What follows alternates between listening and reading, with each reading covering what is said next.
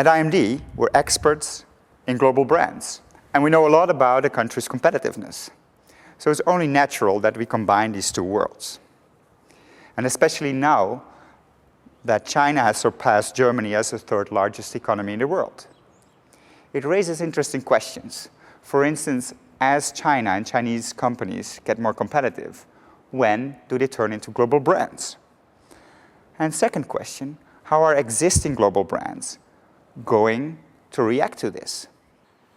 I'd like to illustrate the interaction between global brands and competitiveness by means of this simple 2x2 matrix.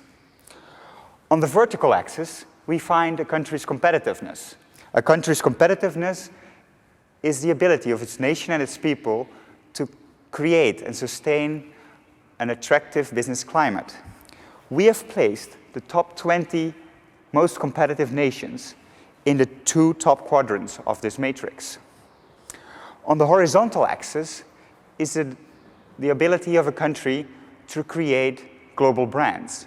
So we measure this by how many of a country's largest companies have actually turned into global brands. On the left-hand side of this matrix, we have placed the countries that have created more proportionally global brands. So the relationship between these two dimensions is an intriguing one. These two are believed to positively reinforce each other. So the relationship goes more or less like this. Competitive countries, they create the conditions for large companies to become global brands. But also global brands, they can create or they can guide a country to become more competitive. So that's actually what we have found in this quadrant of the matrix. Here there are countries that are competitive and that have a lot of global brands. The US with IBM, Caterpillar, Gillette, Netherlands with Philips and Shell, Germany with SAP. But the relationship is not always positive. Let us go to the next quadrant.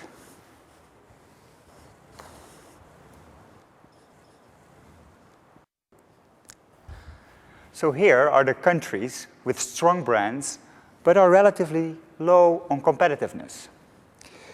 There's France with brands like Yves Saint Laurent, Gucci from Italy.